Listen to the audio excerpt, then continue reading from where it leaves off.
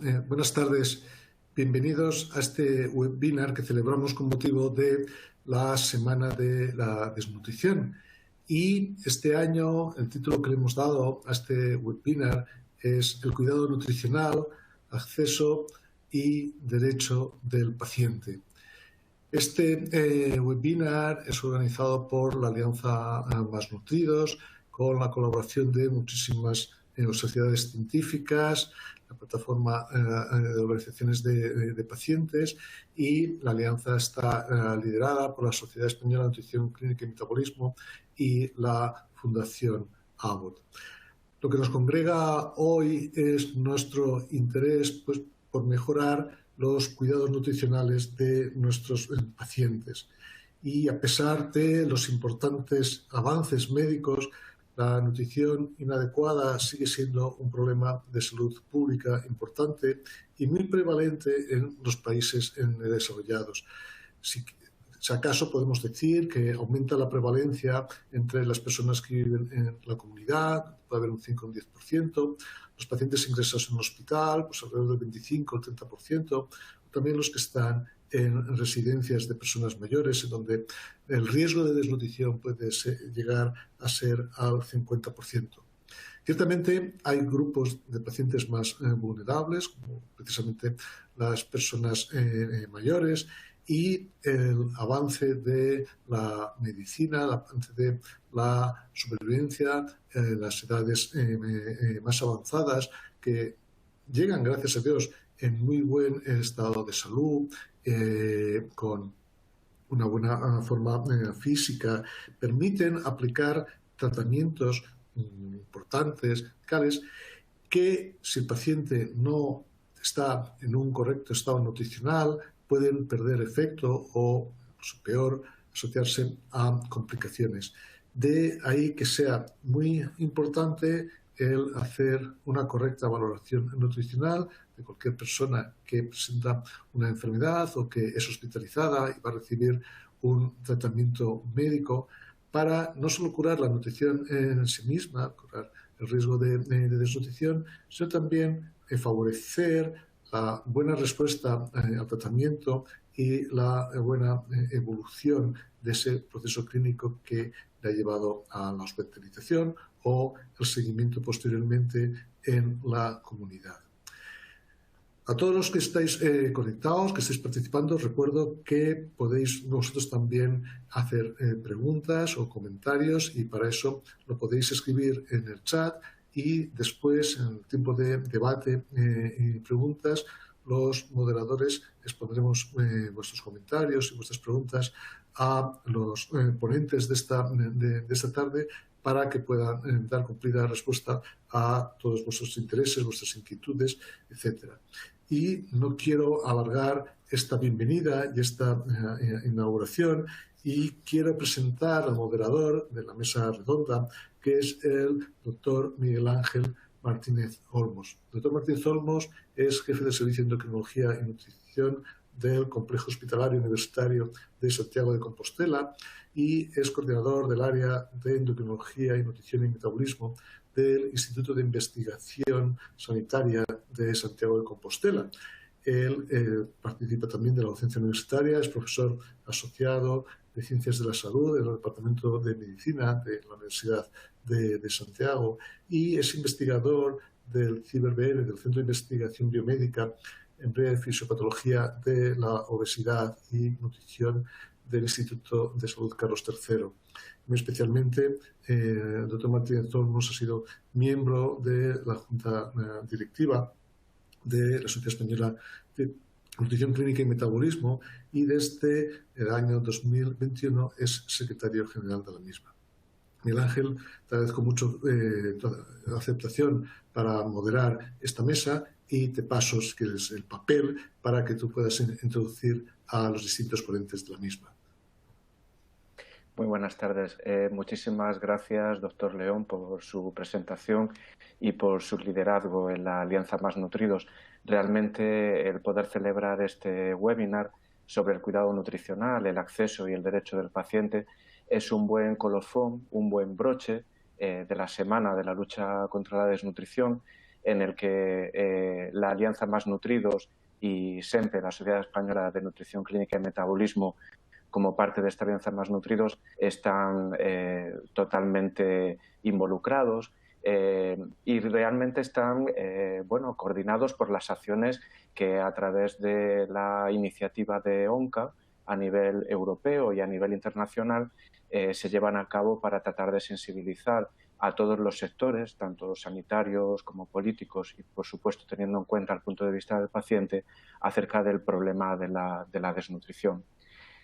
Voy a presentar a nuestros ponentes que van a hablarnos sobre distintos aspectos que nos interesan en este campo. Y, en primer lugar, vamos a tener la intervención de la doctora Diana Cárdenas, que es médico cirujano, trabaja en el servicio de nutrición del Centro Oncológico Gustave Roussy de Francia y actualmente es editora asociada de la revista Clinical Nutrition, editora jefe de la revista de Nutrición Clínica y Metabolismo y coordinadora del Grupo Internacional de Trabajo sobre el Derecho de los Pacientes al Cuidado Nutricional. Es un grupo que reúne expertos de sociedades internacionales en nutrición clínica como ESPEN, ASPEN, PENSA, WOSPEN y FELAMPE. La doctora Diana Cárdenas nos hablará sobre los avances en el derecho humano al cuidado nutricional y, a continuación, le cedo la palabra para que nos hable de este aspecto, pero voy a terminar de presentar al resto de intervinientes. Después de la doctora Cárdenas tendremos la intervención de la doctora Esther Carmona.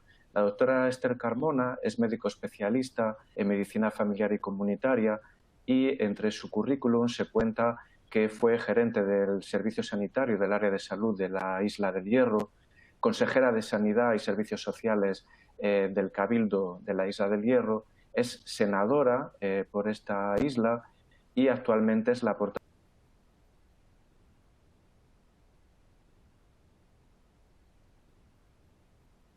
de Sanidad del Senado. La doctora Esther Carmona nos hablará acerca de los aspectos que tienen en relación con las propuestas legislativas sobre nutrición clínica y dietética en desnutrición relacionada con la enfermedad.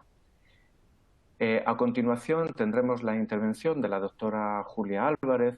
La doctora Julia Álvarez es especialista en endocrinología y nutrición y doctora en medicina por la Universidad Complutense de Madrid, profesora asociada de Ciencias de la Salud de la Universidad de Alcalá de Henares y jefa de servicio de endocrinología y nutrición del Hospital Universitario Príncipe de Asturias.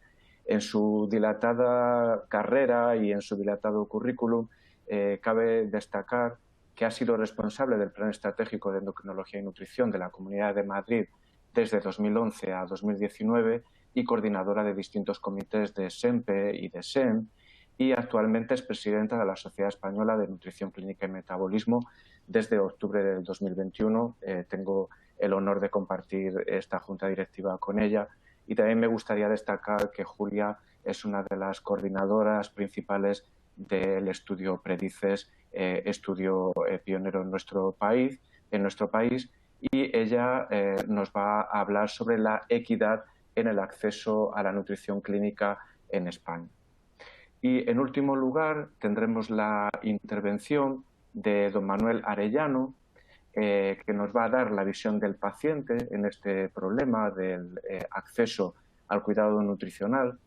Don Manuel es paciente renal con 2 trasplantes, es pamplonés, es sanferminero, como él le gusta destacar, y es licenciado en Derecho, fue consultor de empresas y sobre todo está volcado con las personas. Está implicado en la mejora de la calidad de vida de las personas con patologías crónicas o discapacidad en entidades como Alcer Navarra, en la propia Federación Nacional Alcer y en la plataforma de organizaciones de pacientes, COCENFE, CERMIN o la European Patients Forum. Es amante de la familia, la música, el deporte y la vida y actualmente es vicepresidente segundo de la plataforma de organizaciones de pacientes. Y sin más, doy paso a la primera intervención de la doctora Diana Cárdenas. Diana, muchas gracias por aceptar participar en este webinar y estamos deseando escuchar su intervención. Muchísimas gracias. Quiero agradecerles por invitarme a participar de esta semana de la desnutrición y hablar sobre todo de un tema tan importante y que es fundamental cuando hablamos del abordaje de la desnutrición relacionada con la enfermedad, como es el tema de los derechos humanos en nutrición clínica. Quiero entonces hablar sobre los avances de este tema y en particular quiero poder mostrarles que podemos hablar que el cuidado nutricional es un derecho humano emergente. Entonces, quiero comenzar con esta primera frase que seguramente todos conocen. El primer artículo de la Declaración Universal de Derechos Humanos del 48 dice que todos los seres humanos nacen libres e iguales en dignidad y derechos.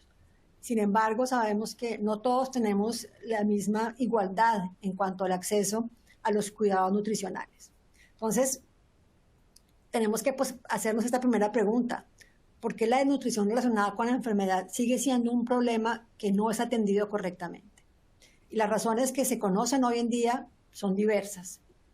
Primero, y muy importante diría yo, la falta de políticas públicas en salud que aborden esta problemática, tanto a nivel nacional, en el mundo entero, como a nivel global. Las políticas internacionales no reconocen esta problemática. Como a manera de ejemplo, los Objetivos de Desarrollo Sostenibles no incluyen esta patología. En particular, el objetivo número 2, que trata dentro de la Agenda 2030 de Naciones Unidas, intenta acabar con todas las formas de malnutrición, es el objetivo número 2. Sin embargo, dentro de los diferentes metas, los diferentes targets de este objetivo, ninguno aborda este problema.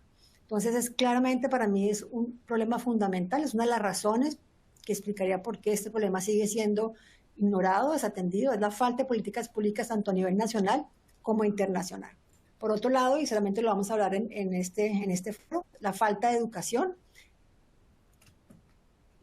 también la poca investigación o la necesidad de poder investigar aún más sobre esta patología, la ausencia de consenso sobre la definición y los criterios diagnósticos, aunque gracias al GLIM, a los criterios GLIM, vamos avanzando de alguna forma. Y muy importante, el aspecto económico y la poca inversión que hay en este tema en muchos países del mundo. Entonces, todos estos problemas, la falta de educación, la poca investigación, la falta de políticas públicas, el aspecto económico, la falta de definición consensual de qué es la desnutrición, nos lleva a que el paciente no tenga acceso al cuidado nutricional y no es alimentado adecuadamente. Y los pacientes no están recibiendo entonces una terapia que hoy sabemos de manera suficiente ha demostrado ser una terapia costo efectiva. Entonces, el hecho de que tengamos esa terapia disponible y el paciente no la reciba implica una falta ética muy grave y, en principio, una violación de la dignidad humana. Entonces, en este contexto, el enfoque basado en derechos humanos es pertinente. Entonces, desde hace un par de años, en el interior de este grupo de trabajo sobre el derecho al cuidado nutricional de los pacientes, hemos reflexionado sobre cómo definir este cuidado nutricional como un derecho humano. Y de manera muy breve y rápidamente, ¿qué son los derechos humanos? Y yo me atrevería a decir que hoy en día en Europa hay una guerra y ahí todos los días mueren gente por la guerra. Y debemos, en este contexto de violencia, en este contexto de falta de acceso a la sanidad, debemos reconocer que este enfoque es más que necesario y que estos derechos humanos nos permiten vivir a todos en paz, en igualdad e dignidad. Estos estándares reflejan ese mínimo necesario para poder vivir correctamente. ¿Cómo se caracterizan los derechos humanos? Son universales, todos tenemos los mismos derechos simplemente por ser humanos. Son inalienables, interconectados, es decir, que no se puede concebir un derecho humano sin estar relacionado con los otros y deben ser, por supuesto, no discriminatorios. La relación entre salud y derechos humanos se ha estudiado desde hace muchas décadas ya. Sabemos que se puede promover o violar los derechos humanos a través del desarrollo en salud. Y por el contrario, las violaciones de derechos humanos impactan la enfermedad. Por eso entonces sabemos que la salud y los derechos deben informarse e inspirarse entre sí. Sabemos también que es posible reducir la vulnerabilidad a la enfermedad a través de derechos humanos y esto principalmente a través de derechos como la salud y el derecho a la alimentación. Entonces, en la Declaración Universal de Derechos Humanos se reconoce en el artículo 25 que toda persona tiene derecho a un nivel de vida adecuado que le asegure, así como su familia, la salud y el bienestar, y en especial la alimentación, el vestido, la vivienda, la asistencia médica y los servicios sociales necesarios. En este artículo 25 de la Declaración está entonces implícita el derecho a la salud y el derecho a la alimentación, que gran parte de los países hoy en día lo reconocen en sus constituciones como un derecho fundamental.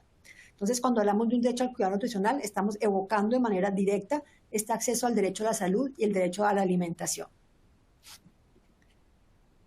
Al interior de este grupo de trabajo, entonces, hacemos una reflexión y hemos publicado 2 artículos. En el primer artículo estamos definiendo que el cuidado nutricional está en la intersección del derecho a la alimentación y el derecho a la salud. Y este derecho al cuidado nutricional implica que el paciente puede beneficiarse de un cribaje o un tamizaje nutricional, del diagnóstico, de una valoración completa del estado nutricional para poder realizar un diagnóstico adecuado de la desnutrición relacionada con la enfermedad y de esta manera poder tener un plan y una terapia médico-nutricional basada en la evidencia adecuada. El fundamento de este derecho es entonces el respeto de la dignidad humana y estaría entonces ligado íntimamente del derecho a la alimentación y a la salud. Y este concepto del derecho al cuidado nutricional sería la base para desarrollar políticas y legislaciones y programas en salud que incorporen la nutrición clínica. Entonces, si somos capaces de decir que que el acceso al cuidado nutricional es un derecho humano, deberíamos ser capaces de definirlo de la misma manera que se puede definir cualquier otro derecho humano.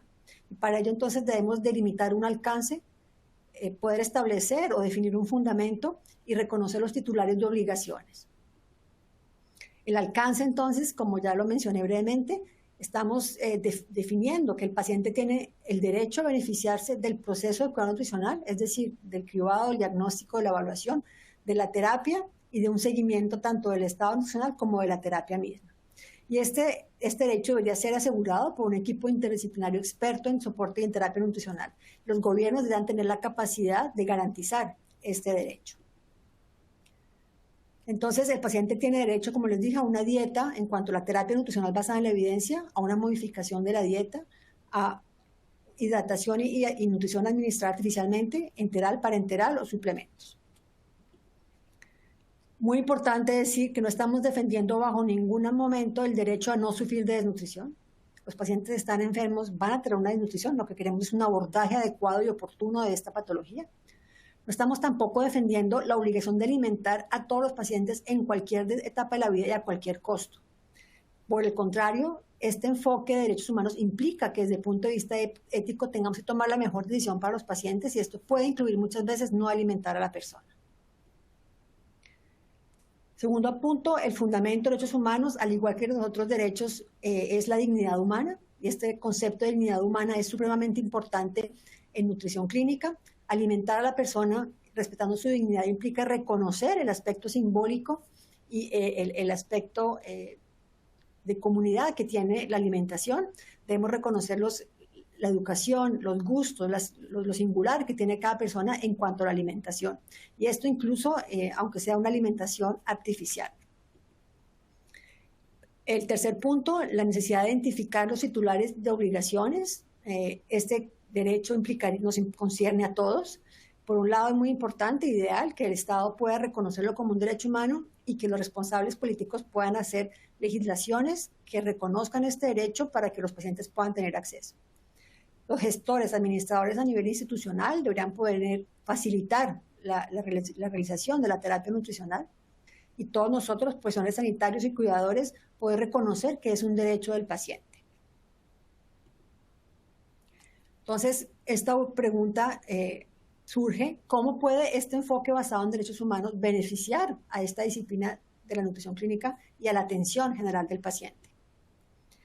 Entonces, por un lado, este enfoque va a promover el acceso a los cuidados nutricionales para poder promover la atención centrada en la persona, y esto implica un aspecto ético, reconocer los principios de la bioética y promover una comunicación adecuada, una educación y un diálogo adecuado con el paciente para que la persona pueda tomar decisiones y participar en la toma de decisiones.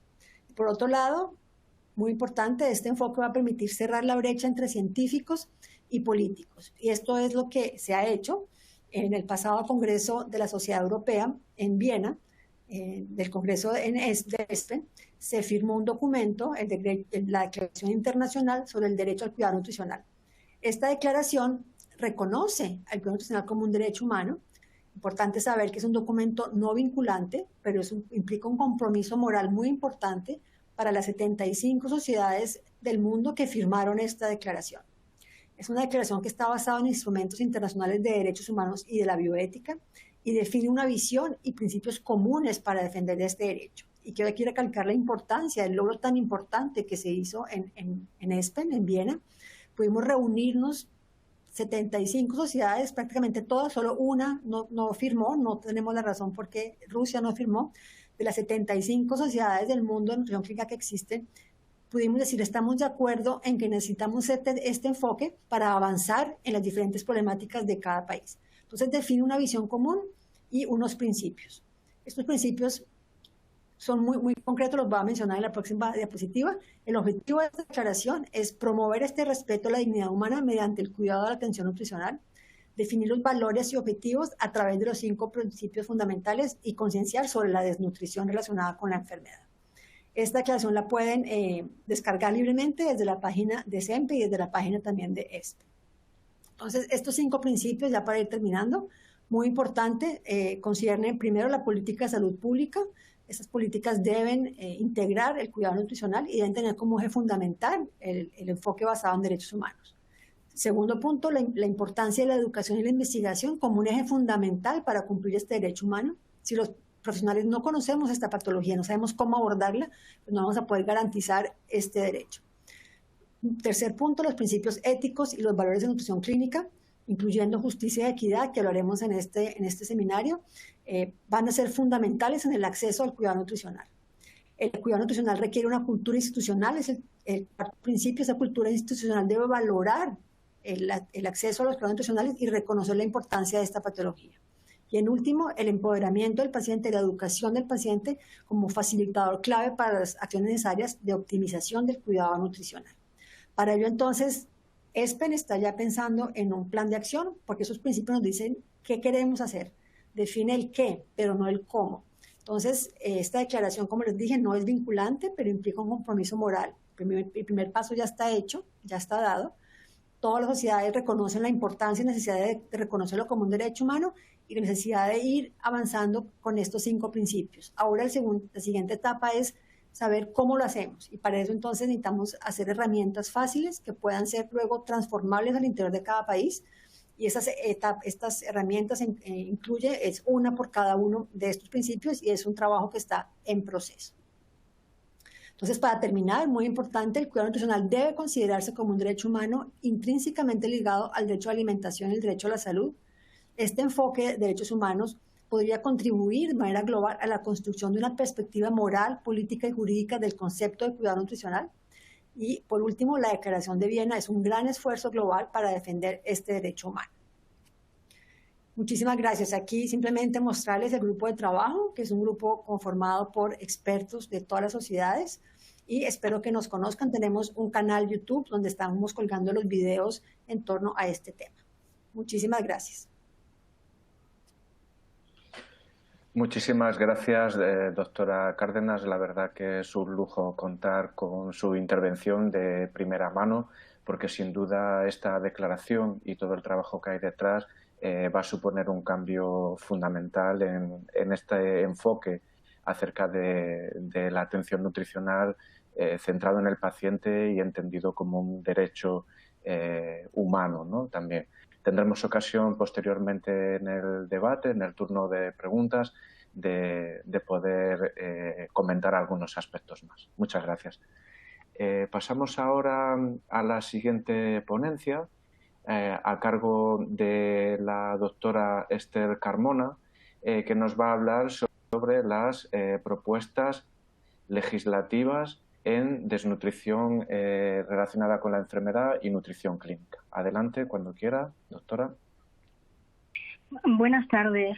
Muchísimas gracias, en primer lugar, por tener la oportunidad de compartir este espacio, este enriquecedor espacio, a la par que necesario, y desde luego mi agradecimiento en nombre de mi grupo parlamentario y en el mío propio a Alianza Más Nutridos y a todas las personas que están haciendo posible la realización de este webinar. Desde luego, importante reconocer, diagnosticar que existe esta necesidad real, la desnutrición relacionada con la enfermedad. Tuve el placer, antes del verano, en el primer periodo de sesiones, de recibir en el Senado a Alianza Más Nutridos, donde me sensibilicé, me conciencié sobre esta problemática. Lamentablemente, esta entidad es más frecuente, que les voy a contar yo a ustedes que no sepan, es más frecuente de lo que creemos. Es una enfermedad infradiagnosticada actualmente. Aprendí que se estima que el riesgo de desnutrición afecta a 1 de cada 4 pacientes hospitalizados y que esa cifra superaría un 30% en las instituciones sociosanitarias. De acuerdo con los resultados del estudio Predices realizado en nuestro país, se estima que existe una prevalencia de aproximadamente 500.000 personas afectadas en España por desnutrición. Y desde el momento que reconocemos, somos conscientes de que existe la necesidad de abordar esta problemática, desde luego nosotros, las instituciones que contamos con este poder legislativo, debemos poner, en marcha toda la maquinaria para presentar lo que nosotros en la Cámara Alta denominamos mociones, que son iniciativas, y en el Congreso son denominadas proposiciones no de ley. He de decirles que nuestra Comisión de Sanidad, de la cual tengo el honor de ser portavoz, está abierta a recibir todas las iniciativas que consideren ustedes como eslabón científico y como asociación, representantes de asociación de pacientes que consideren, necesarias para ofrecerles el abordaje integral preciso. Así instar al Gobierno a precisamente las líneas de trabajo que en esta webinar se concluyan. Yo siempre digo que el primer y decisivo paso para realizar una presunción diagnóstica correcta es recibir la oportuna información, tener conocimiento y concienciación de que existe. Y según nosotros en la clínica, según los datos clínicos, ¿no?, que existe un proceso patológico para posteriormente poder avanzar a su confirmación diagnóstica y emprender la adecuada línea terapéutica. Y este procedimiento, que parece tan rutinario para nosotros los asistenciales, yo creo que es perfectamente extrapolable a nuestra actividad legislativa. Debemos contar con esta visibilización, con esta concienciación previa de la desnutrición relacionada con la enfermedad por necesidad real de nuestra sociedad, de nuestra ciudadanía, realizando este tipo de escuchas activas, de intervenciones y ya digo, presentando las iniciativas que no nosotros consideremos, sino que todos ustedes, como eslabones necesarios de la cadena estructural, crean oportunos. Después de haber estudiado este tema, que previamente les comunico que aún siendo facultativa, de verdad no lo había evidenciado como un pilar fundamental dentro de la atención integral al paciente. En el asistencial nos enfocamos precisamente al proceso patológico, y muchas veces ese eje central que es la visión holística del paciente, no es que por supuesto lo abandonemos, lo tenemos presente, pero ocupa un protagonismo X si queremos obtener el diagnóstico y saber qué línea terapéutica podemos ofrecerle al paciente, subestimando aspectos tan importantes y, como ha dicho la anterior ponente, un derecho tan relevante como es el derecho a una nutrición adecuada. Desde luego los datos son tozudos, están ahí, hay una evidencia, desde el mismo momento que somos conocedores que es una patología evitable debemos, ya digo, ponernos en marcha para emprender las acciones que consideremos. Y desde luego la Comisión de Sanidad de la Cámara Alta está a vuestra plena disposición para recibir y debatir todas las consideraciones, todos los cofactores, todas las derivas que la DRE conlleva. Sin más, quiero, repito, agradecer la oportunidad no de participar, sino de ser una oyente activa, porque desde luego el elenco de ponentes que tiene esta webinar nos ilustra, nos enriquece, y a nosotros desde un punto de vista político, sanitario, de política sanitaria, desde luego nos nutre para poder avanzar en el camino correcto, que no es otro que ofrecer a los pacientes soluciones. Y desde luego, si podemos prevenir la desnutrición relacionada con la enfermedad, significará que estamos precisamente en una gestión adecuada, eficaz, eficiente y efectiva. Muchísimas gracias.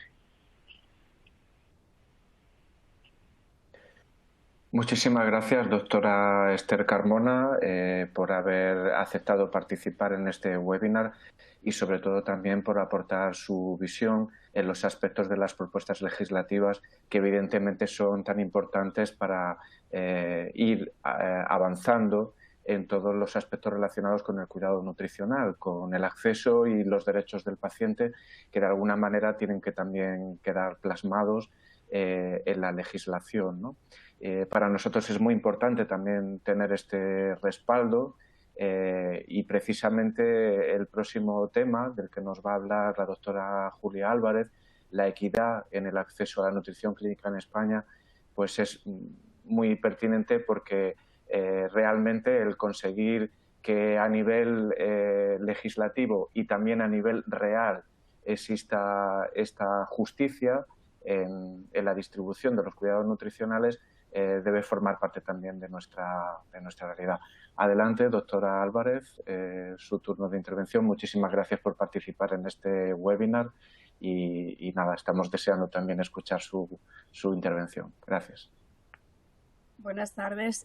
Muchas gracias a Alianza Más Nutridos por la organización del webinar y a todas las sociedades que la integran y en la plataforma de pacientes por su colaboración en estas iniciativas.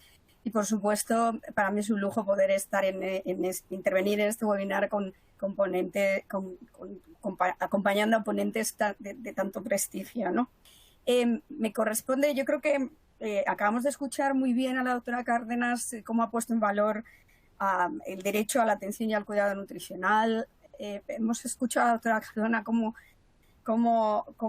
bueno, pues se planifica como una persona que nos va a escuchar activamente en esta necesidad, y yo voy a intentar poner en valor la realidad, nuestra realidad del día a día, ¿no? Es difícil reducir a 10 minutos toda la información, pero voy a intentar hacer un poquito ese esfuerzo para que podamos entrar en un debate que yo creo que tiene que ser lo más productivo, ¿no? Estoy segura de todas formas que si yo les anuncio, estoy segura que si les anuncio que a ver si esto es.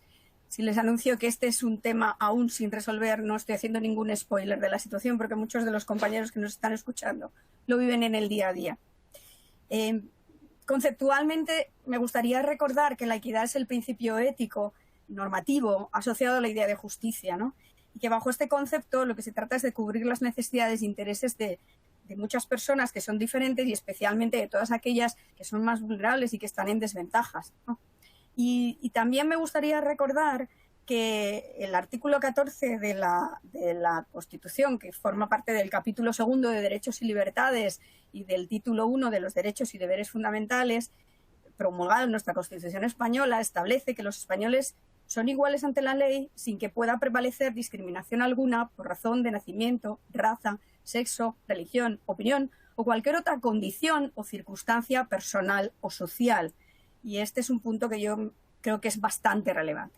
Para poder entender de lo que vamos a hablar, yo creo que es importante hacer mención a dos aspectos del amplio concepto de nutrición clínica. Cuando ha hablado la doctora Cárdenas de la terapia nutricional, ha hablado desde el aspecto de la alimentación natural, el consejo dietético, la suplementación oral y todas las técnicas de nutrición artificial, en las que se incluyen la nutrición enteral y la nutrición parenteral también. Bueno, ese concepto tan amplio de nutrición clínica, pues también hay que, para entender los problemas de equidad en el acceso en nuestro territorio nacional, tenemos que entender que necesitamos valorarlo justo en los tres escenarios más importantes, ¿no? En el escenario del hospital, en el que, en mi opinión personal, donde marcamos, donde es dependiente de las decisiones de la meso y de la microgestión, depende de cómo organicemos los hospitales, depende de que tengamos no unidades de nutrición, que tengamos profesionales sensibilizados y con formación. Podremos conseguir hacer valer este derecho de los pacientes porque, como bien ha dicho la doctora Cárdenas, tendremos las estructuras necesarias para conseguir esto. Por tanto, ahí el ámbito de la nutrición clínica en los ámbitos hospitalarios va a depender más de las organizaciones que aunque también tenga una base legislativa, y va a depender mucho de la carga de profesionales en este sentido. En el ámbito del domicilio también tenemos estos aspectos, compartimos estos aspectos, pero también compartimos aspectos que tienen que ver con la macrogestión, que es con la reglamentación y la normalización de la regulación normativa del marco jurídico que engloba aspectos que tienen que ver, como ahora comentaremos, algunos y donde centraré gran parte de la intervención relacionados con la nutrición enteral domiciliaria, ¿no? Evidentemente, las residencias y centros sociosanitarios comparten aspectos comunes entre estas limitaciones que tenemos en el ámbito hospitalario y las limitaciones que tenemos en el ámbito del área de la nutrición domiciliaria. Y el otro aspecto que quería destacar es la ruta de acceso. Los tipos de tratamientos que utilizamos, la ruta de acceso del tratamiento nutricional, también marca problemas de equidad en este sentido. Si bien tenemos una reglamentación claramente establecida para la normativa que regula la nutrición parenteral en el ámbito hospitalario y en el ámbito domiciliario, pues está relacionada con la ley del medicamento y con el Real Decreto 175/2001, pues sin embargo estamos bastante cojos en dos aspectos muy, muy importantes. Un aspecto es el consejo dietético, que pueden desarrollar perfectamente un grupo de profesionales que son las dietistas nutricionistas, que no tenemos dietistas nutricionistas establecido como tal, aunque estén reconocidas en la Ley de Ordenación de Profesiones Sanitarias, pero no las tenemos en todas las comunidades autónomas. En este punto hay una inequidad muy importante y necesitamos el apoyo de estos profesionales formando parte de las unidades de nutrición clínica y dietética para poder ser un brazo más de esta estructura, tanto hospitalaria como externa y también de conexión con la atención primaria. Y en segundo lugar, el otro de las grandes limitaciones que tenemos es las dificultades que tenemos en la normalización, en la interpretación también de la norma, como ahora les comentaré, en relación con la nutrición enteral domiciliaria oral y con la suplementación nutricional oral. Les pido disculpas por esta diapositiva, que es un poco farragosa. En teoría tenía que estar animada, pero la plataforma lo ha bloqueado y no sabemos muy bien, no hemos podido activarla. Pero lo que me gustaría decir es que, en primer lugar, arrancamos nuestro ordenamiento jurídico. Uno de los aspectos más relevantes para el desarrollo histórico, legislativo, administrativo de estos dos aspectos que les hacía mención, la nutrición enteral domiciliaria, que incluye la nutrición enteral por sonda y la suplementación nutricional oral, arranca de la Ley General de Sanidad, de la Ley 14 de 1986 del 25 de abril, que de alguna forma dio respuesta a previsiones constitucionales, al establecimiento de principios y criterios sustantivos que han permitido configurar el Sistema Nacional de Salud e intentar que el Sistema Nacional de Salud, esa configuración sea pública, sea universal y de gratuidad del sistema, pues es lo que le ha añadido valor y lo que ha permitido y ha facilitado esta ley. Y por otro lado, esta ley, otro de los aspectos importantes fue la constitución del Consejo Interterritorial de Salud, que es una un órgano estratégicamente relevante para la conexión de las comunidades autónomas y un poco la corporación nacional en este sentido para iniciativas, en este caso, en salud. De esta ley arranca el Real Decreto 63 de 1995, es decir, 9 años después de que se promulgara la Ley 14.986, se promulga el Real Decreto 63/1995, por el que se ordenan las prestaciones financiadas para el Sistema Nacional de Salud. Y, a su vez, 2 años después, se establece la Orden Ministerial de 30 de abril del 97, en la que se regulan los tratamientos dietoterápicos complejos. Y es en la Orden Ministerial del 2 de junio del 98 la que regula la enteral domiciliaria en el Sistema Nacional de Salud. ¿Y qué hace esta norma? Esta norma establece, por un lado, la terminología, la indicación, los objetivos del tratamiento y hace una cosa que nos ha limitado mucho durante todos estos años, y es que no pone en primer lugar el diagnóstico de la desnutrición, sino que coloca en primer lugar la ruta de acceso del tratamiento nutricional y, en segundo lugar, las patologías. Y establece solo un listado de patologías limitadas a algunos problemas de salud que, en concreto, entran en clara, inequidad la capacidad de poder administrar un tratamiento a un paciente oncológico, por ejemplo, que está desnutrido, si tiene un cáncer de páncreas, pero no, o un cáncer de estómago y un cáncer de esófago, de cabeza y cuello, pero no si tiene un cáncer de pulmón avanzado o si tiene un cáncer de colon.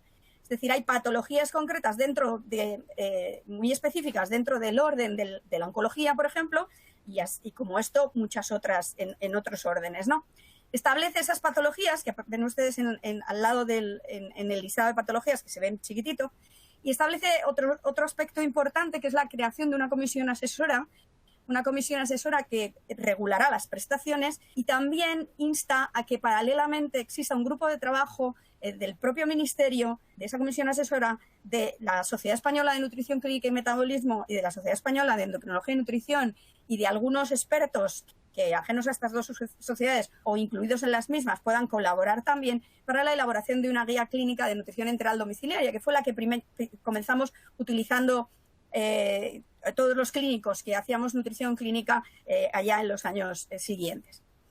El camino largo que ha seguido todo el desarrollo legislativo, pues continuó con la Ley 21/2001, que regulaba las medidas fiscales y administrativas para los sistemas de financiación de las comunidades autónomas de régimen común y de las ciudades con estatutos. Siguió posteriormente en el 2003 con la Ley de Cohesión y Calidad del Sistema Nacional de Salud, en estos momentos también en revisión, y ahora comentaremos un aspecto en ese sentido. Y se elaboró en 2006 el Real Decreto 1030, que establece también la cartera de servicios comunes del Sistema Nacional de Salud y el procedimiento para su actualización.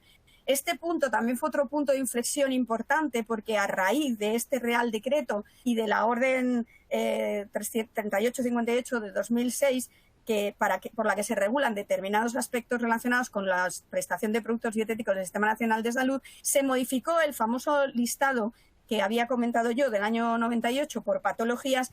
Se excluyeron algunas patologías, se incluyeron otras 3 nuevas patologías, pero se siguió sin tener en consideración el primer paso que supone el diagnóstico de desnutrición en un paciente como situación de elección única, porque realmente lo que hacen los productos que están siendo regulados por estas normas es precisamente el tratamiento del paciente desnutrido, sea el origen que sea o la relación con la que sea la enfermedad de base de ese paciente.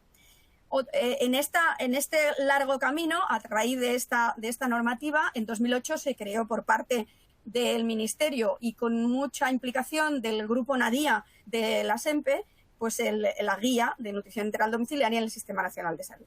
Y por último, en los últimos años, en 2010, el Real Decreto 1205 fija las bases de los alimentos de uso médico y aquel procedimiento para la inclusión de los alimentos de uso médico y la oferta de productos dietéticos en el Sistema Nacional de Salud y para la aplicación de los importes máximos de financiación. Es decir, hay un importante número de normativas que se han venido regulando a lo largo de estos años, pero en mi opinión con un efecto de base fundamental, y es no poner el foco en la desnutrición y sí poner el foco en otras patologías. Y he dejado para el final lo que está ocurriendo en 2022. En 2022 se está revisando, en estos momentos hay proposiciones de ley por la que se va a modificar las normas para consolidar la equidad y la universalidad de la cohesión del Sistema Nacional de Salud, que se discutió en el Congreso de los Diputados en junio, el 24 de junio de este mismo año, y en el que tanto la SEMPE como la SEN hemos, junto con el Foro del Paciente, hemos establecido, hemos hecho propuestas para modificar esta reglamentación en el sentido de lo que les estoy comentando. ¿Qué es lo que ocurre realmente en nuestro escenario? Pues miren ustedes, tantas comunidades autónomas, ciudades autónomas, pero somos de una heterogeneidad pasmosa. Hay 2 comunidades autónomas, Galicia y Cataluña, que la dispensación de los productos de nutrición integral y la suplementación oral se hace desde el ámbito hospitalario y en algunos casos, depende de qué departamentos, haciéndole llegar al paciente los propios productos, y en otros casos tienen que ir los productos a los centros hospitalarios. En el caso de Ceuta y Melilla, no se me activa ahora. Ay, perdón. En el caso de Ceuta y Melilla se dispensa con receta médica en farmacia calle y en las oficinas de farmacia, y puede recetarlo, puede prescribirlo cualquier especialista y siempre bajo la rigurosidad de la atención del anexo con el que hacíamos mención a las patologías. Pero en el caso de Melilla en concreto existe cierta laxitud por parte de la inspección para reconocer algunos casos que no estén contemplados ahí.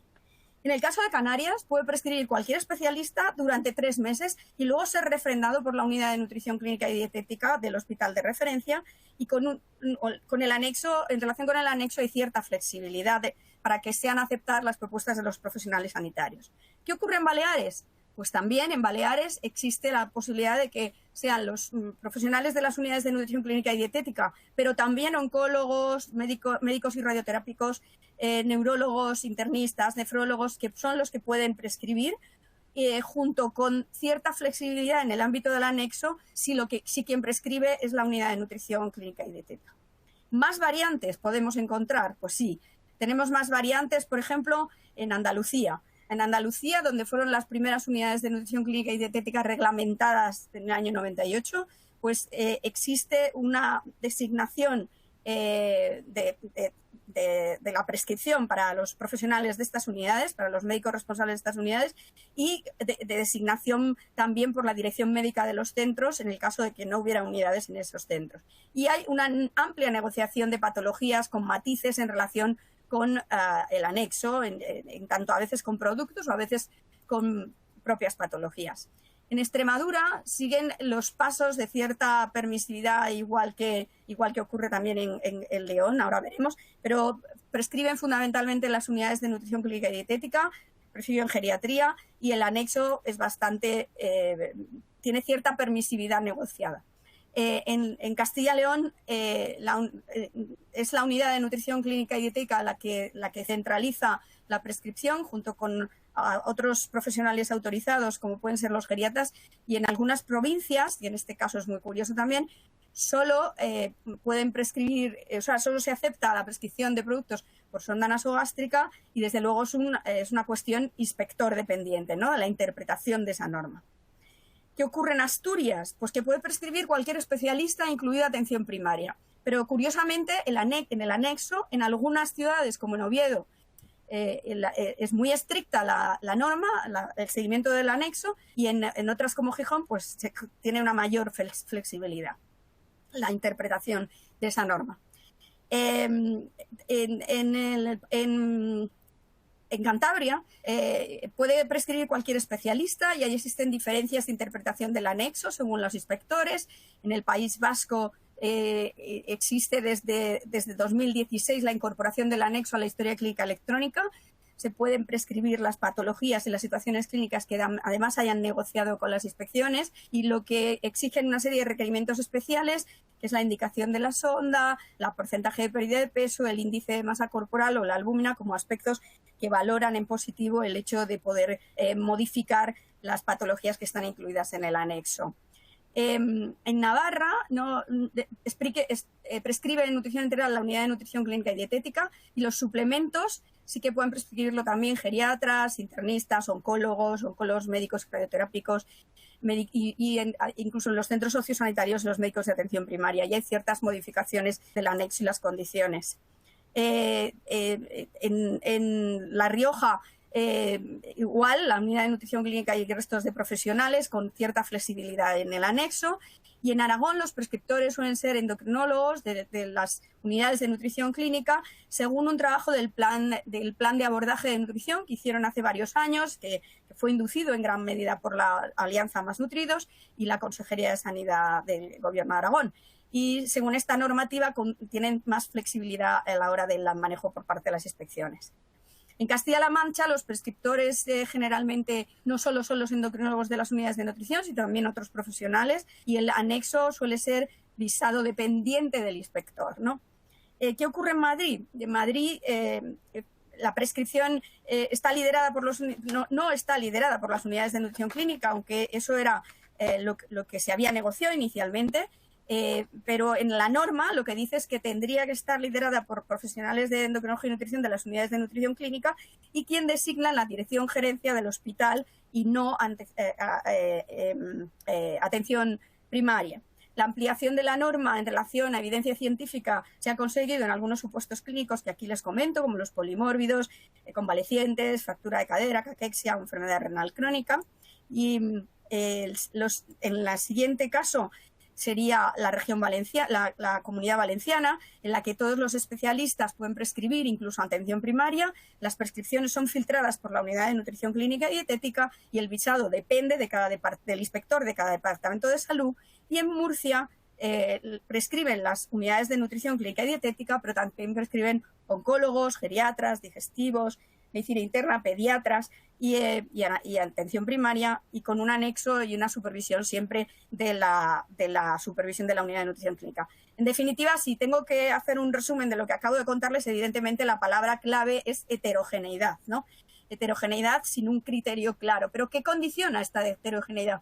Pues probablemente el desarrollo legislativo autonómico, probablemente la interpretación de la norma que está vinculada con los demás puntos que pongo en esta diapositiva, con la sensibilidad que tiene la administración, el inspector médico, el inspector farmacéutico, con los conocimientos técnicos, con el valor que se le da a la nutrición enteral domiciliaria, y entre otros puntos también con la capacidad que profesionales, sociedades científicas, instituciones y administración han tenido para que en cada comunidad se haya abordado el problema y se esté en el camino de resolverlo, ¿no? En el fondo no podemos obviar que estamos hablando de lo que supondría una norma para conseguir equidad en el sistema, y en estos momentos el Sistema Nacional de Salud español, pues no podemos decir que haya equidad por estos datos que les estoy contando. Por lo tanto, si entendemos la equidad como justicia social, pues no parece que estemos haciendo esta intervención de forma muy adecuada. ¿Y por qué les digo esto? Pues porque aunque tenemos un desarrollo importantísimo, o sea, el desarrollo, digamos, de normativa, en todos estos años han podido ver en esa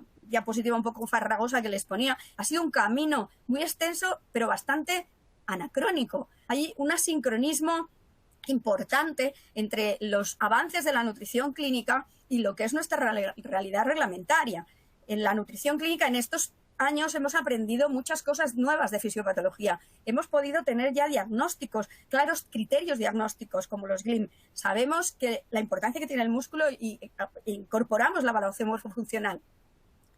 Hemos innovado en la tecnología de dispositivos, en la tecnología de fórmulas. Hemos podido desarrollar estudios de coste-enfermedad y de coste-efectividad de estos tratamientos. Están ahí, están en la evidencia científica. Y el modelo sanitario sigue cambiando. Incorporamos procesos, procedimientos, todos los protocolos que nos permiten conseguir en gran medida unificar y disminuir la variabilidad en la práctica clínica. Este asincronismo llama la atención porque necesitamos que nuestra reglamentación se modifique para poder conseguir una realidad que es necesaria, y es que la gestión sanitaria sea capaz realmente de conseguir establecer una relación estrecha entre la medicina basada en la evidencia armónica con la medicina coste efectiva. Y esta realidad es una realidad que tiene su base científica y que es sobre la que tenemos que impactar. Me gustaría terminar con algunas reflexiones, pues recordando a los clásicos.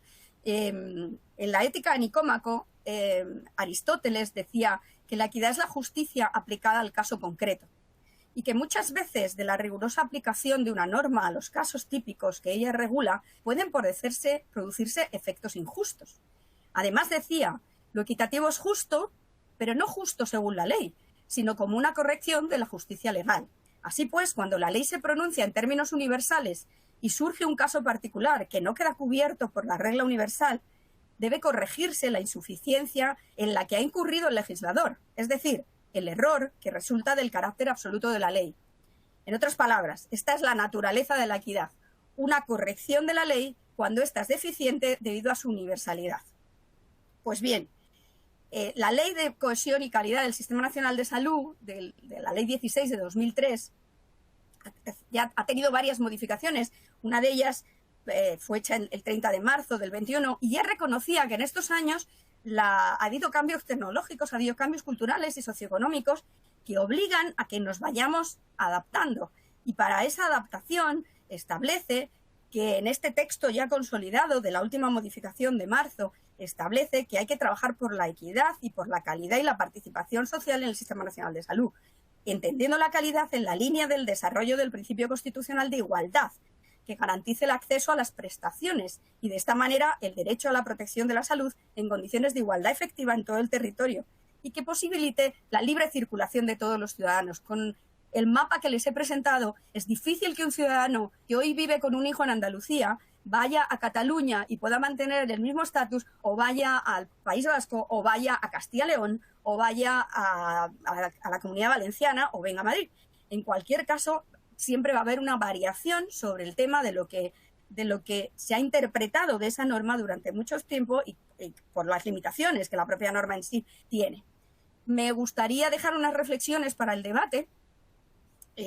Simplemente decir que la nutrición clínica ha desarrollado un cuerpo de doctrina basado en la evidencia científica que permite afirmar que los tratamientos nutricionales son eficaces y coste efectivos para combatir la desnutrición relacionada con la enfermedad y sus complicaciones relacionadas. También es importante que recuerden que el acceso a la nutrición clínica en la actualidad en el territorio español es heterogéneo y condiciona inequidad. Y por mi parte, creo que resulta evidente que es necesario y urgente modificar la legislación vigente para actualizar la realidad del tratamiento de la desnutrición relacionada con la enfermedad en nuestros pacientes a la luz de la evidencia científica y que permita la equidad en la atención nutricional a todos los ciudadanos españoles desnutridos sin diferencias según el territorio donde residan. Y sin más, muchas gracias a ustedes por su atención y a la Alianza por haber estar ahí y empujando todo este tipo de iniciativas. Muchas gracias. Muchísimas gracias, doctora Álvarez. La verdad que nos ha hecho una visión muy amplia acerca de cuáles son los problemas, la equidad del acceso a los cuidados nutricionales en nuestro país. Y bueno, hay que decir que esta es la realidad que estamos viviendo en el día a día los profesionales, pero sobre todo que esto también tiene repercusiones en la realidad que están viviendo nuestros pacientes, con lo cual tendremos ocasión en el debate de ver a partir de estas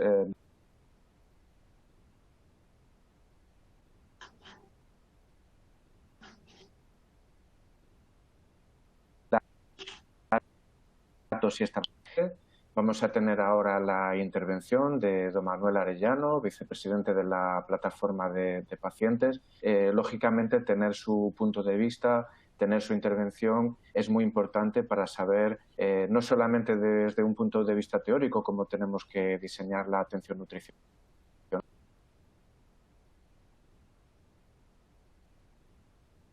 sino también tener en cuenta. Adelante, Manuel, cuando quiera. Muchas gracias por acertar participar en este webinar. Muchas gracias, doctor. Es un auténtico placer para la plataforma de organizaciones de pacientes formar parte de esta alianza Más Nutridos como parte activa y, en concreto, bueno, poder estar hoy haciendo una presentación de cuál es nuestro punto de vista de la nutrición clínica. Permítame que antes empiece, si consigo, aquí ya me aclaro, empiece contando qué es la plataforma, porque habrá algunas personas que quizá no sepan exactamente lo que somos. En la plataforma, esta es la fotografía que yo creo nos representa muy bien. Es un paraguas de 35 organizaciones, 35 federaciones nacionales que aglutina pues, más de 1.500 asociaciones a lo largo de toda España, pues con casi 1 millón de pacientes asociados a estas patologías. Evidentemente la cronicidad es mucho mayor con este volumen de voluntarios, de trabajadores, etcétera. Estas son las 35 federaciones nacionales que forman parte de nuestra plataforma, entre las que están, bueno, y cada día vamos creciendo. Hace poquito éramos 32, ahora somos 35. Bueno, esperemos que sigamos creciendo porque básicamente, bueno, lo que todas estas, diría yo, patologías, bueno, autismo, cardiopatía, celiaquía, daño cerebral, enfermedades oncológicas, respiratorias, lesión medular, SIDA, etcétera, etcétera. Al final, a todas estas lo que nos une básicamente es la cronicidad. Es el punto de unión y el punto por la que siempre participa la plataforma de organizaciones de pacientes, que nosotros le llamamos cariñosamente la POC. La POC siempre participa por una cuestión fundamental, que es que la cronicidad afecta a personas de cualquier edad, es decir, desde menores hasta personas muy mayores, sin ningún tipo de identificación, ni de sexo, ni de género, ni de raza, ni de etnia, ni de nada. Y es importantísimo, y esto para nosotros es un gran valor, pensar en la persona, en la dignidad de la persona, en la dignidad que tiene la persona, en que hay que atender a toda la persona en su integridad, teniendo en cuenta que son personas especialmente vulnerables. Y si hablamos de la alimentación, muchísimo más. ¿Qué hacemos? 4 cosas fundamentalmente. Como hoy, empiezo por la derecha, participamos en jornadas y congresos, pero también hacemos investigación no clínica y científica, pero sí que nos basamos en la evidencia y en la experiencia de los datos de ese 1 millón de personas que participan dentro de la plataforma de organizaciones de pacientes para contar a la sociedad qué es lo que quieren los pacientes, porque somos una voz activa y evidentemente los formamos y con eso hacemos incidencia política. Esta es una pincelada para que sepan lo que somos, ¿no? La misión y la visión. La visión, para nosotros, la participación, la defensa de los derechos en todos los ámbitos, para que haya una participación real y una inclusión real y que afecte a la calidad de vida de las personas para tratar de mejorarla y ponerla en la mejor situación posible. Y nuestra misión, en el fondo, es ser la voz de los pacientes para que consigan una atención integral, personalizada, de acceso universal, de equidad, de transparencia y de sostenibilidad. Estos 5 criterios, metiendo la personalizada, para nosotros son fundamentales. Y es un poco lo que trato de explicar aquí, ¿no? Bueno, la participación y la salud en todas las políticas. Para nosotros estos son 2 de nuestros movimientos clave. Básicamente porque entendemos que necesitamos una transformación del sistema, una transformación de la atención, y lo que va a transformar, y no estoy hablando de un cambio, sino una transformación radical, es la participación de los pacientes por el valor que entendemos que la participación del paciente como parte de la cadena de la toma de decisiones es fundamental. Y evidentemente la salud tiene que estar en todas las políticas, porque a la persona le afecta en todos los ámbitos de su vida y sobre todo en el ámbito de la desnutrición, que deja a las personas en una situación desastrosa. Yo creo que pueden conocer que hay 22 millones de personas, un 54% de la población española, con una patología crónica. Ese es un poco el rango de los 15 a los 85 y más, ¿no? Tenemos a la izquierda, es el número total sería más bien la media, hombres, y en azul más claro, en gris en los hombres y en azul más claro las mujeres. Si hacemos un pequeño recuento, vemos que más de 85 años, ya el 96,5% de las personas tienen una patología crónica. Si nos vamos a más de 65 años, vemos que es el 90%. Pero aquí no sale y lo ven ahora, no salen estos datos, o casi un 20% de menores de 15 años ya tienen una patología crónica. Y esto afecta fundamentalmente a la parte femenina.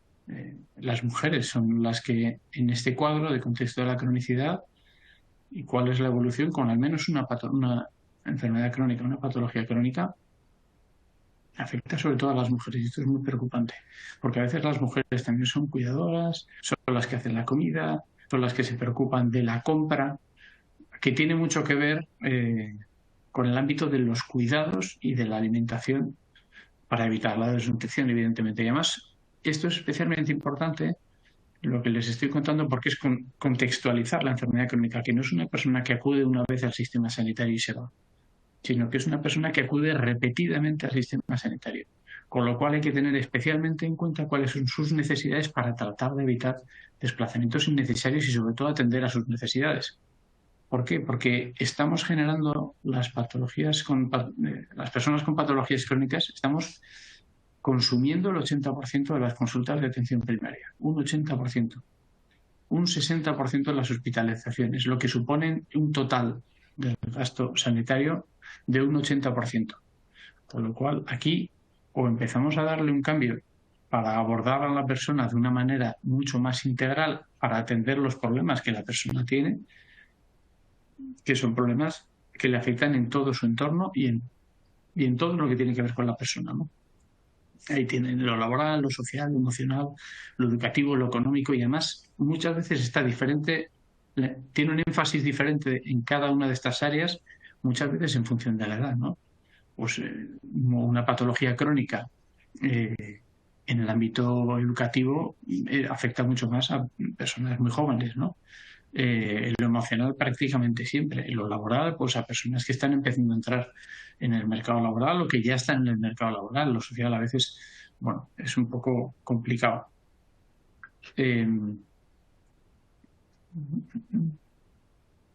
Espero que se oiga bien. Me dicen que se oye un poco raro. Voy a hablar más despacio. Estos son datos también del contexto de la cronicidad, que creo que ya son conocedores de estos datos, que esta desnutrición asociada a la enfermedad afecta un 25% de los pacientes crónicos en España. No sé cómo conseguir que se oiga mejor, que me están diciendo que no se oye muy bien. Me lo voy a poner un poco así, a ver si conseguimos que se oiga mejor. Vale, así me dicen que se oye bien. Y si hablamos de personas mayores de 70 años, hablamos de un 37% de la población crónica. Con lo cual, con estos datos, al final lo que tenemos que tener en cuenta, algo que ya estaba adelantando antes, de lo que hacemos y de lo que proponemos siempre, ¿no? Tenemos que formar a los pacientes para que sean corresponsables de su salud.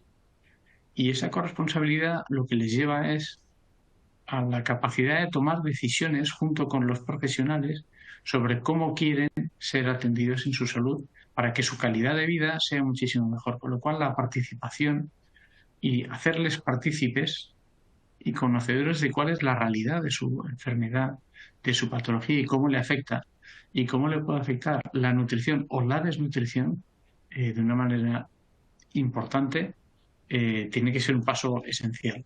Está clarísimo. Si hablamos de cosas concretas y hablamos de soluciones que mejoran su calidad de vida, la corresponsabilidad se está puesto en... esto es una pirámide para enfermedad renal, pero la primera es una pirámide general, la otra es una pirámide para la enfermedad renal, esto creo que era una pirámide para patologías cardíacas, esto para diabéticos, esto para inflamatorios. Es decir, cada uno tiene una cosa diferente. Al final tenemos que tratar y trabajar la pirámide saludable, pero de esta pirámide saludable muchas veces de lo que nos estamos olvidando es de la parte fundamental, que es de la parte de abajo, de la parte de la base. Todo lo que son hábitos saludables, hábitos preventivos, para no trabajar única y exclusivamente sobre una terapia, para no trabajar cuando ya está generado la enfermedad.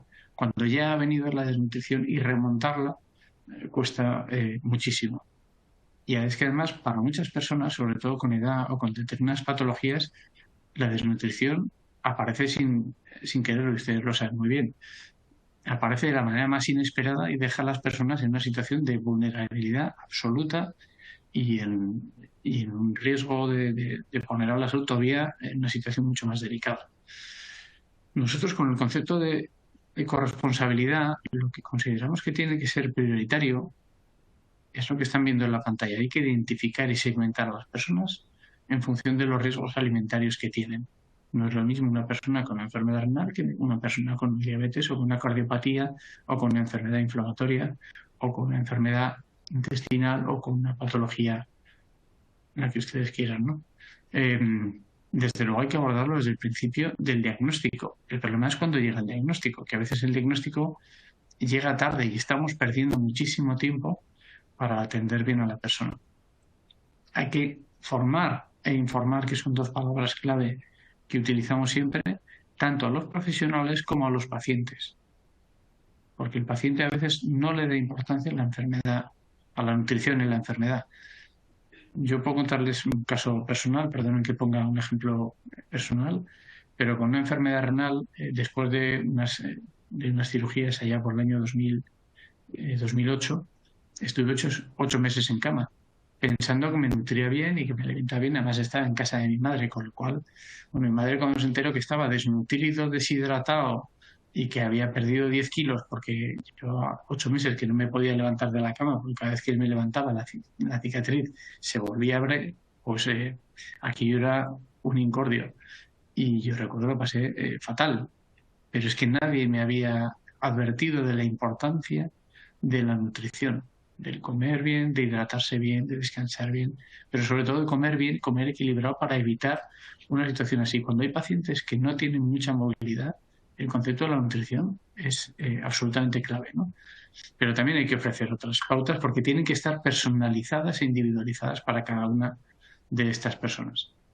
Con lo cual nosotros lo que estamos planteando desde el principio es pasar al modelo preventivo. Está muy bien la atención paliativa, está muy bien la atención curativa de la cronicidad, aunque el concepto de curativo y cronicidad a veces no casan muy bien, pero entendemos que hay que hacer una promoción de la salud, que hay que pasar a atender de manera previa, un diagnóstico previo, un diagnóstico precoz, adelantarse y fomentar, tanto con atención primaria como con especializada,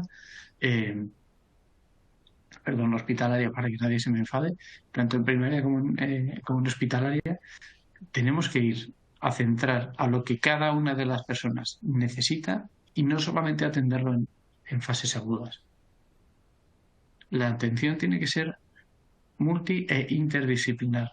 Tenemos que ponernos en contacto con el paciente y con todos los profesionales que le atienden o con los que deberían atenderle. Y además no es solo una atención multidisciplinar, es decir, no se trata de que haya solo muchos grupos de personas, muchas personas atendiendo, sino que tienen que tener relación entre ellos y comunicación entre ellos. Y esto es fundamental para la correcta atención de las personas con patologías clínicas. Y desde luego todos los planes de acción terapéutica tienen que estar indicados para ir a las causas que están en el fondo de la desnutrición, de la patología crónica, para tratar de evitarlas y frenarlas en la medida de lo posible.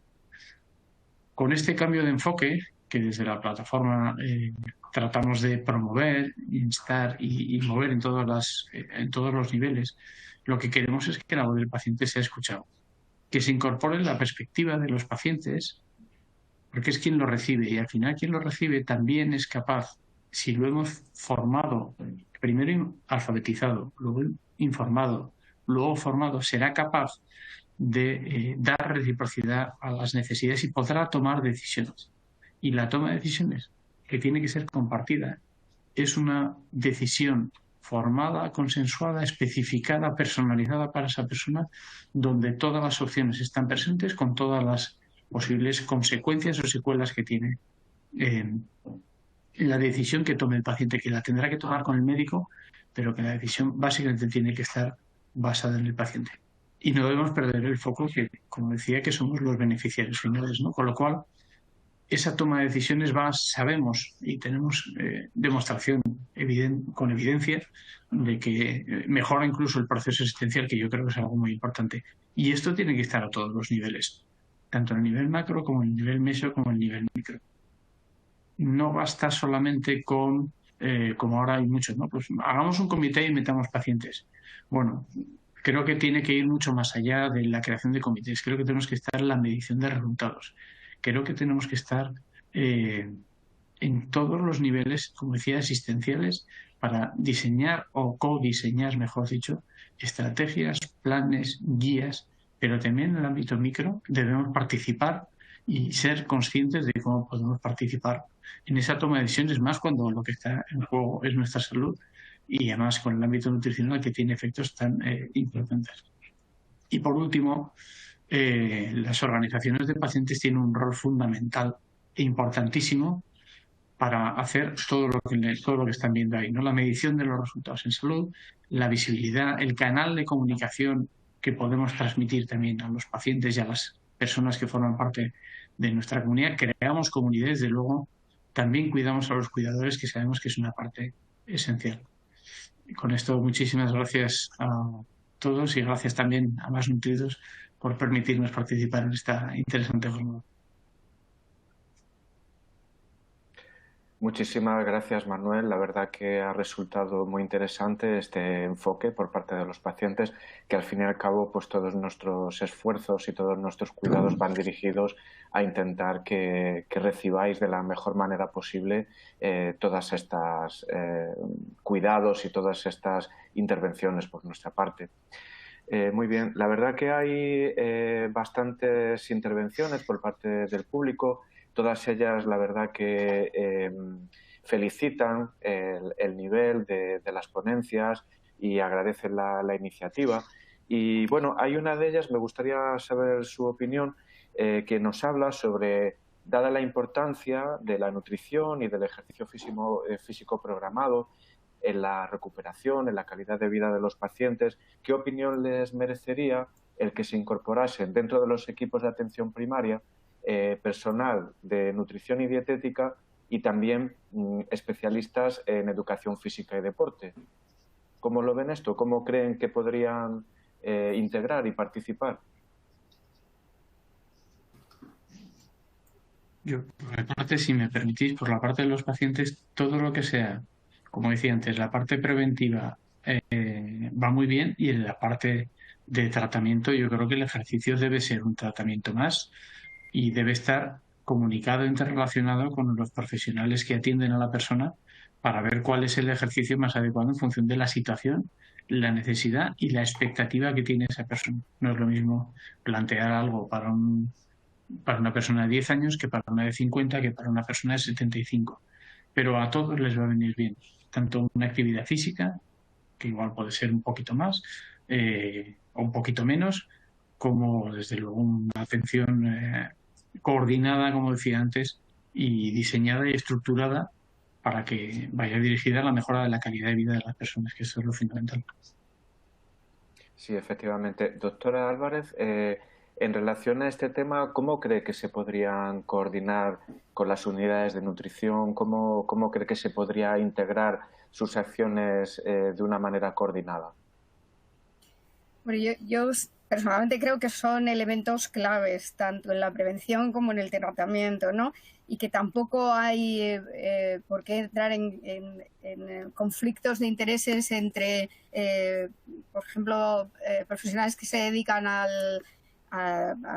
las ciencias del deporte y la actividad física y los fisioterapeutas. Yo creo que hay campo para todos en la prevención y en el tratamiento, y que involucrar en el ámbito hospitalario a los equipos de rehabilitación, conseguir que una vez dentro de las normativas de los sistemas administrativos podamos tener la participación de dietistas nutricionistas integradas en las unidades de nutrición y que puedan hacer labores preventivas en atención primaria y labores más en relación a los tratamientos.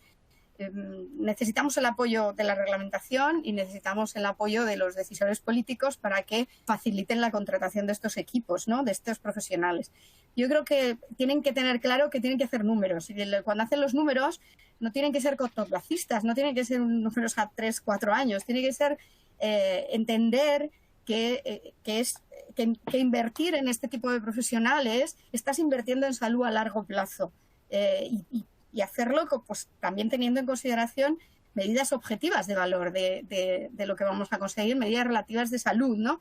De cómo están mejorando o no y poder esos indicadores ser los que nos hagan saber si estamos por el camino correcto, ¿no? Pero parece que la evidencia científica es clara y en los equipos en donde hay unos vínculos, o bien porque se forman unidades funcionales con fisioterapeutas, con profesionales de la actividad física y del deporte, con dietistas nutricionistas dentro de las unidades de nutrición, o bien porque estando en otras áreas participan en proyectos en común, pues el paciente sale siempre beneficiado. Sí, desde luego que sí. Y en este sentido también tenemos alguna intervención que nos dicen que en alguna comunidad solo se han incorporado en los equipos de atención primaria sin tener este vínculo con las unidades de nutrición y entonces están muy enfocadas sobre todo a los aspectos de obesidad, pero no tanto a la desnutrición relacionada con la enfermedad o no a la desnutrición relacionada con la enfermedad. Y en este sentido creo que es muy importante este concepto de coordinación por parte de las unidades de nutrición, porque esto nos va a permitir pues abordar todos los problemas, no solamente la obesidad, que también es muy importante tenerlo en cuenta en nuestra sociedad, pero también la desnutrición relacionada con la enfermedad, que como vemos, si no se atiende correctamente, pues va a tener unas consecuencias y un impacto importante en la recuperación de los pacientes. Y en este sentido hay una pregunta también para la doctora Cárdenas, en la que, claro, se hace en este enfoque sobre el derecho humano, se hace bastante hincapié en lo que son los protocolos de actuación, este derecho a la nutrición adecuada, a la atención nutricional, pero hay algún aspecto en relación a la prevención, al diagnóstico precoz, que parece como que no quedaría tan claro. Entonces, nos preguntan acerca de cómo integrar también estos aspectos de diagnóstico precoz, de prevención. Claro, me parece que es fundamental en el momento en que se reconozca que ese acceso al cuidado nutricional debe pasar por un tamizaje, por un cribado. Estamos reconociendo la necesidad de esa identificación oportuna y de la prevención. Entonces, yo creo que desde ahí habría que desarrollar más esa primera etapa del screening del estado nutricional como fundamental en la prevención. Sí, totalmente de acuerdo. Yo creo que, tal y como expuso, hay una serie de acciones que llevar a cabo para que este derecho a la atención nutricional se ejerza y, por supuesto, que incluye todos los aspectos, ¿no? Yo creo que en cada sitio habrá que implementar las medidas que se consideren más oportunas, más adecuadas, para que de una manera integral se pueda atender.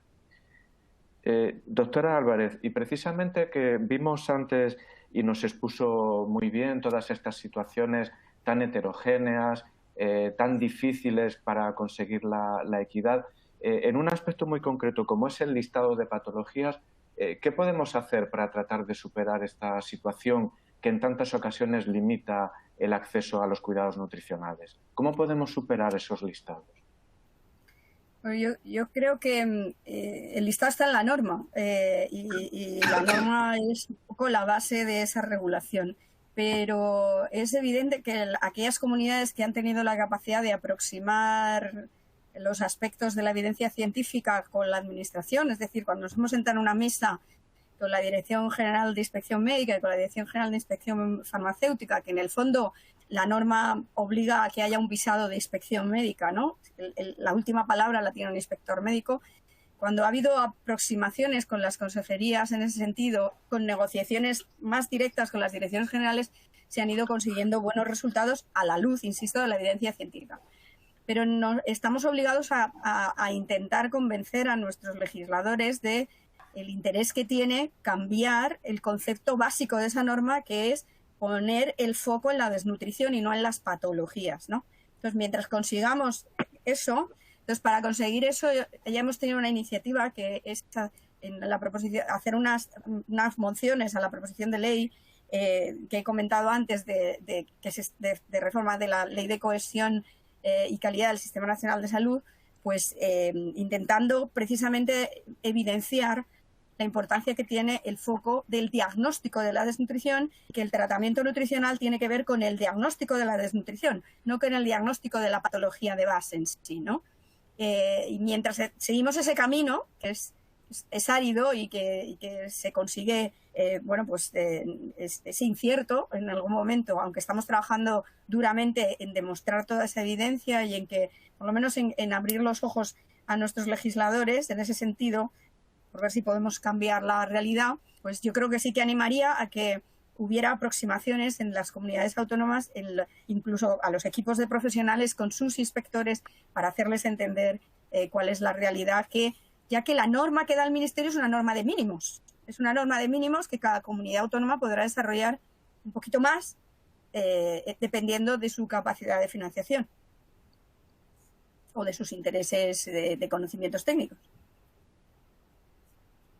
Sí, desde luego, es algo muy necesario porque tal y como se expuso y tal y como conocemos en la realidad de nuestro día a día, hay muchas situaciones que son difíciles de sostener de acuerdo con esos principios de equidad y de justicia, ¿no? de acceso a los cuidados, ¿no?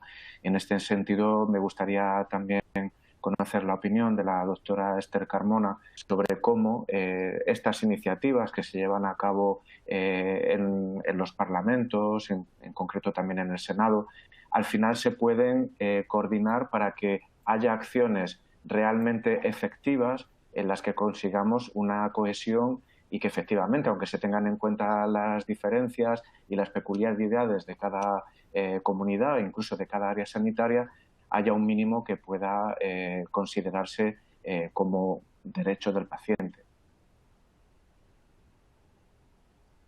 Sí, no sé si se me oye, ¿sí? Sí, se escucha. Sí. Adelante, sí. Gracias. Perfectamente. Muy bien. Vamos a ver, estamos hablando, vivimos actualmente este contexto, creo yo, propicio, porque está en la Cámara Baja, en el Congreso, este proyecto de ley del que se hablaba previamente, que se van a modificar las diversas normas para la consolidación de la universalidad, equidad y cohesión de nuestro Sistema Nacional de Salud. Tengo en mis manos las 3 enmiendas que estructuran tanto el Foro Español de Pacientes como la Sociedad Española de Enfermología y Nutrición y la SEMPE, y desde luego estoy totalmente de acuerdo que estas necesidades mínimas, esa estructura mínima que nuestro gobierno, hablo desde el punto de vista normativo, que nuestro gobierno puede impulsar, desde luego, hay que sentarse a analizar en este sentido, valorar las potenciales modificaciones, dada la evidencia en el marco normativo en vigor actualmente en nuestro país. Sobre todo en pro, ya se ha dicho aquí, no voy a decir nada nuevo, en pro de una mayor accesibilidad a las líneas terapéuticas disponibles ofrecidas por la investigación, por la innovación, y siempre teniendo, ya lo ha dicho la doctora Carmona, en mente los principios básicos de nuestro Sistema Nacional de Salud, que son la equidad, la universalidad. Y no son palabras, es difícil en gestión plasmar el cómo lo hacemos, pero desde luego contamos con 17 comunidades autónomas, regiones, que van a poder impulsar según sus capacidades técnicas e intereses y en cuanto a conocimiento y objetivos a cumplir, 17 variedades. Luego también contamos con 2 ciudades autónomas, pero no olvidemos que tenemos un seno común, que es el Consejo Interterritorial del Sistema Nacional de Salud, donde de verdad deben hacer un consenso mínimo, pero ampliado, contemplando esta realidad que supone la desnutrición relacionada con la enfermedad. Desde luego no es la primera vez que digo que habría que revisar, y ya comento el contexto de que ahora está en plazo de prórroga de enmiendas en Congreso. Creíamos que en este periodo de sesiones entraría la ley en la Cámara Alta. Mucho me temo que no será así. El ritmo es diferente, pero desde luego ese marco normativo actualmente en vigor está desfasado en cuanto a la gravedad y la importancia de este tema, que por otro lado también me ha encantado, me ha ilustrado enormemente la ponencia de Manuel, puesto que desde luego nuestra tendencia debe ser en ese sentido, hacia un modelo preventivo. Debemos transitar, desde luego ahora cuando llegamos a la asistencia hospitalaria, al tercer nivel asistencial, ya estamos llegando tarde. Debemos implementar y ejecutar con mayor vehemencia el modelo de la prevención, que quizás en gestión es la herramienta más eficaz, la que más cura, porque desde luego, y ya también se ha comentado aquí, no olvidemos que la desnutrición relacionada con la enfermedad pues supone a medio largo plazo un costo al sistema sanitario que presumiblemente disminuiría si invirtiéramos más precisamente en, por ejemplo, cada comunidad hacer un análisis de prioridades para el plan de actuación de recursos humanos. Se hablaba antes, muy interesante, esa necesidad de actores protagonistas, pues especialistas en medicina del deporte, en ciencias de la salud, el deporte, actividad física, pero no solo para este modelo curativo, cuando ya la desnutrición esté instaurada, cuando ya la obesidad está, el índice de masa corporal por encima de 45, no, previamente. Y hacia ese modelo preventivo debemos tender y en consenso. Desde luego, yo vuelvo quizás a reiterarme desde la Comisión de Sanidad en el Senado, apertura absoluta y total a recepción de cuantas iniciativas en este sentido, de estas 3 enmiendas presentadas y en otros tantos, porque es tan amplio este campo, que desde luego, lo ha dicho también Manuel, necesita una organización multidisciplinar. A todos nos suena. El cómo llevarlo a la práctica es otro tema. Debemos también sentarnos en cómo gestionarlo. Gracias. Muy bien, muchísimas gracias. Bueno, yo creo que a la luz de este webinar y de las intervenciones queda claro que hay una serie de necesidades, hay una serie de derechos que tienen como foco de atención nuestros pacientes. Hay una serie de evidencias sobre cómo se ha ido desarrollando los distintos territorios en nuestro país estos cuidados nutricionales y, evidentemente, la necesidad de que haya un apoyo normativo, de que haya una coordinación y que probablemente esto debe darse en todos los niveles, tanto cada uno en su propia área sanitaria, en su comunidad autónoma, pero también parece muy oportuno que a nivel del Consejo Interterritorial de Salud pues se ahonde en esta coordinación. Agradezco mucho a todos los ponentes sus intervenciones, creo que ya hemos superado el tiempo. Agradezco también al público asistente su atención y sus preguntas y cedo la palabra al doctor Miguel León para la finalización del acto. Muchas gracias. Muy bien, Miguel Ángel. Pues yo también quiero dar mi enhorabuena a todos los ponentes. Me parece que ha quedado un webinar excepcional y a todos los que habéis participado y a otras personas que quizás puedan estar interesadas en este webinar, estará a vuestra disposición en la grabación de todas las presentaciones y también en este coloquio final, que yo creo que también ha sido muy interesante. Quería dar la palabra a la directora de la Fundación AOT, pero que está indispuesta y no va a poder hacerlo, y por eso me gustaría que otro de los patronos de la Fundación, el director médico de AOT, el doctor Germán Guzmán, pues pueda también decir unas palabras pues, antes de finalizar este webinar. Germán, cuando tú quieras. Muchas gracias, doctor León. Solo unas breves palabras para decir lo que significa para nosotros desde la Alianza Más Nutridos como Fundación AVOT. Lo que queremos es aportar nuestro granito de arena y sumarnos a la lucha contra la malnutrición y el respeto del derecho al cuidado nutricional. Ese ha sido el motivo y la razón de este webinar organizado por la Alianza. Perdón. Para ello, la Alianza se ha adherido a la iniciativa ONCA, que como todos saben es una iniciativa internacional cuyo objetivo es visibilizar y concienciar a pacientes, profesionales sanitarios, servicios de alimentación y administración pública sobre la importancia de la desnutrición relacionada con la enfermedad.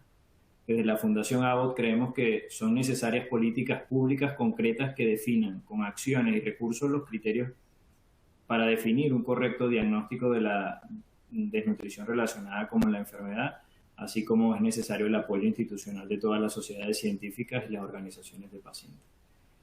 Es verdaderamente un orgullo para nosotros desde la Fundación AVOT formar parte de la Alianza Más Nutridos, que solo a manera de recordatorio y a manera de cómo nació toda la alianza, la alianza nació del proyecto Más Nutridos, creados en 2011 por la Fundación SEMPE y la Fundación AVOT, y que en el 2015 se convirtió en una entidad que hoy conocemos como la Alianza Más Nutridos, incorporándose una multitud de organizaciones profesionales y de pacientes.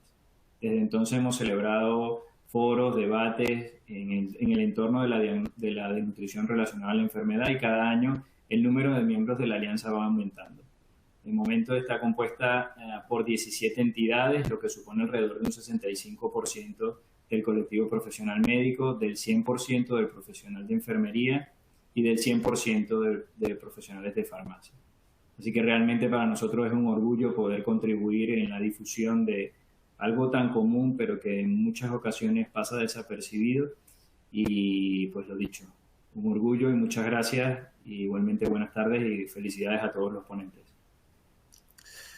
Muy bien, Germán, pues gracias por tus palabras. Me parece que pues esto nos lleva al final de este webinar, y de nuevo muchas gracias a todos los ponentes por el elevado nivel, la calidad de sus presentaciones, a todos los que habéis participado, y os animo pues, a seguir trabajando en esta lucha pues, para mejorar los cuidados nutricionales de todos nuestros pacientes, como ha dicho el vicepresidente de la Plataforma de Organizaciones de Pacientes, con una perspectiva preventiva para evitar llegar a la situación de diagnóstico de desnutrición, y que podamos prever el riesgo nutricional y tomar las medidas que puedan apoyar a disminuir ese riesgo.